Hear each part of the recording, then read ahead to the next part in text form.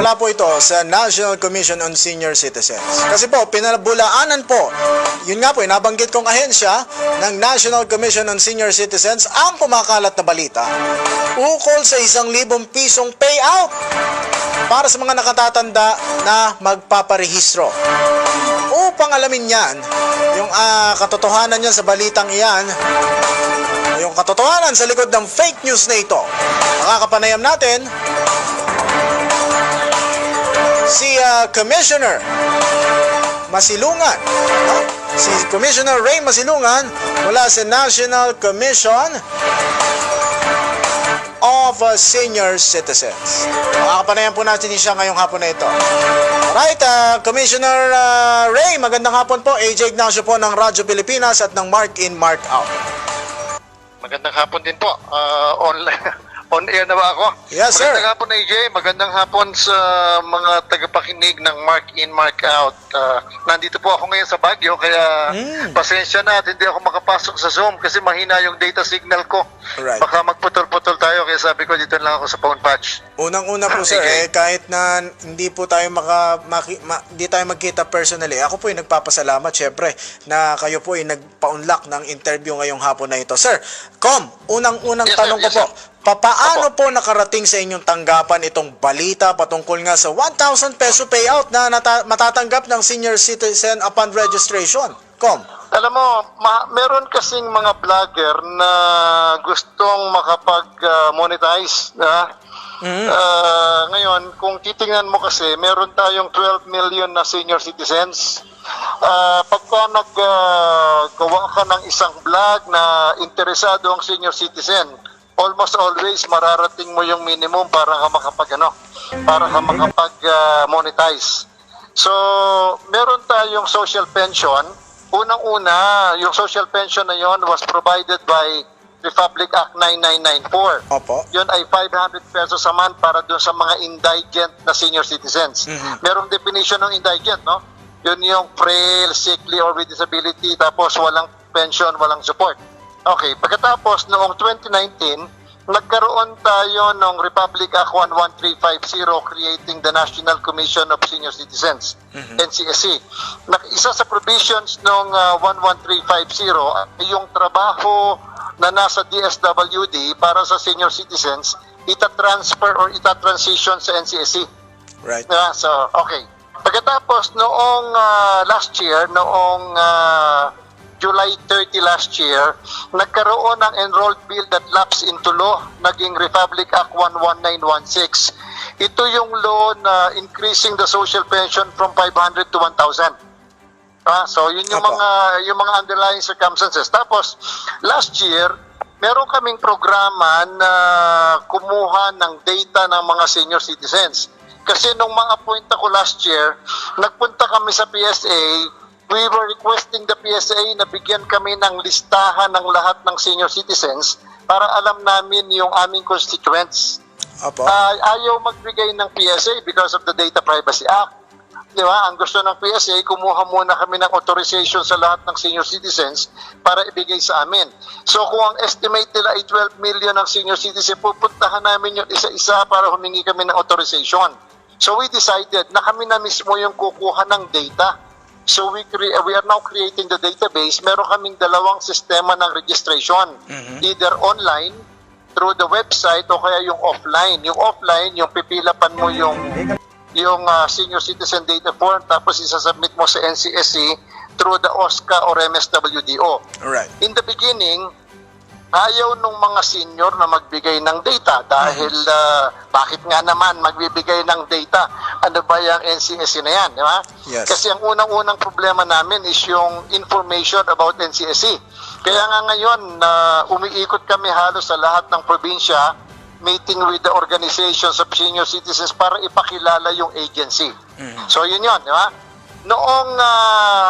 Noong magkaroon ng 11916 na ang sabi doon i-increase yung social pension from 500 to 1,000, merong mga vlogger na na pinagsabay yung information about data gathering at saka yung 11916. Kaya kung babasahin mo, kung pakikinggan mo yung hindi vague siya di ba? Ang sabi niya, basta nagparehistro ka, sinabi yung social pension. Pero sinabi lahat daw ng magpaparehistro. Actually, partially correct siya, partially wrong. Kasi ang sabi niya, lahat ng magpaparehistro ay tatanggap daw ng 1,000. So, hindi totoo yon. Pero yung lahat nung tumatanggap ng social pension, mag-i-increase talaga to 1,000 from 500. Opo. Ang problema nito, noong lumabas yung law na yon, maging yung enrolled bill na yon noong July 30 last year, increasing the social pension from 500 to 1,000, tapos na yung budget. Kasi yung budget, sinasubmit na ng lahat ng agencies sa DBM May 30. So, nung May 30 last year, na-submit na ng DSWD yung budget for social pension para sa taong 2023, yung 500 a month, na it's equivalent to 24.9 billion. Yes. Ngayon, nung lumabas yung law nung July 30 at naging effective, merong batas, kaya lang walang budget for 2023. Dahil tapos na yung budget, di ba? Right. So ngayon, ang DSWD pa ang nagdi-distribute niyan. Kasi yung agreement between the DSWD at saka NCNC para dun sa transition was only signed June 29, 2022, one Alright. day before the end of term ni PRRD.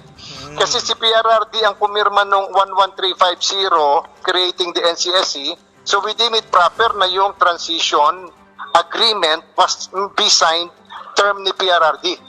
So pinirmahan yung agreement for transition kasi maraming bagay ang itatransition na yan, di ba? So we came out with an agreement June 29, 2022. Pero nung mag-sign kami ng agreement, submitted na ng DSWD sa DBM yung budget para sa social pension ngayong 2023. Kaya necessarily, DSWD pa ang nagsasubmit nun ngayon. Ang nagdi-distribute nun ngayon. Okay. Diba? Okay. Kung babalikan natin yung 11350, ang sabi doon, yung transition, yung pag-transfer ng functions from DSWD to NCSC must be done within 3 years from the effectivity of 11350. Yung 11350, nabiging effective siya ng September 17, 2019. So dapat sana September 17, 2022 na i-transition na.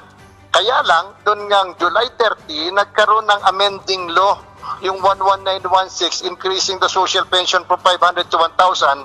Nakalagay doon sa 11916 na yon na 3 years na naman yung transition. Kaya nagkaroon ng leeway ang DSWD ngayon ng 3 years from 2022. So kung susundin mo yung 11916, 2025 pa ang deadline para i-transfer ng DSWD sa NCSC yung mga trabaho na yon. Although, meron na kaming agreement ngayon with the SWD, si Secretary Rex Gatchalian, binigyan lang kami ng requirements na pag na-comply namin, ita-transfer na daw sa amin yung mga trabaho na yon. Right. And one of those requirements is magkaroon ng mga offices, yung mga regional clustered unit office. So yung huling clustered office na magkakaroon is Baguio. So meron na kami ngayon, contracted na sa siguro by next month, December, meron na kaming office for clustered region 1 dito sa Baguio City. Tapos ang isa pang requirement yung pag-hire. Nag-hire na kami ngayon.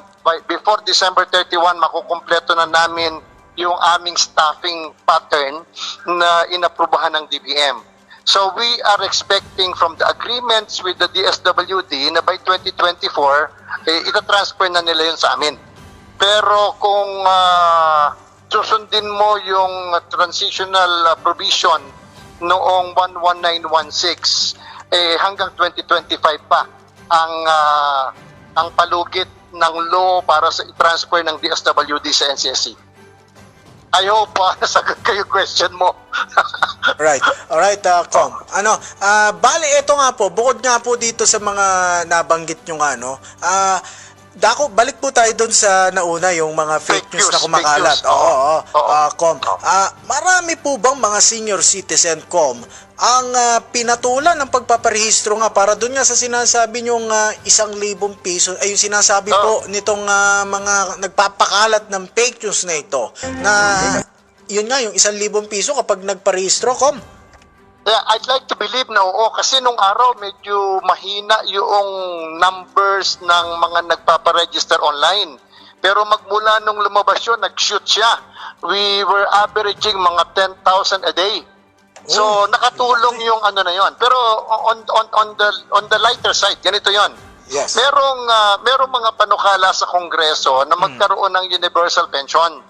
Yung lahat ng senior citizen ay mabibigyan ng pension. Diba? Universal na siya, hindi na siya social. Kasi pag social pension, merong identification, kailangan indigent eh. Yes. Kapag naging batas yung universal pension, tatanungin kami ng Kongreso magkano kailangan ninyo ng NCSE para ma-implement yung universal pension, di ba? Right. So we can only give to Congress what is registered with us. Yes. So kung ang nakarehistro sa amin ay 3 million, yun lang yung pwede namin isubmit sa Kongreso. Di ba? Kaya sa isang banda, kahit na fake news siya, nakatulong din siya sa effort ng NCSE na kumuha ng data or mag-create ng database for senior citizen. Right. Kumbaga, Com, imbes na nakasama doon nga sa fake news na kumakalat, mas nalaman pa na meron ng National Commission on Senior Citizens na handang tumulong sa kanya. Tama po ba ako? Natulungan kami na maipamahagi yung information about the NCSE at saka yung mga programs ng NCSE. Okay.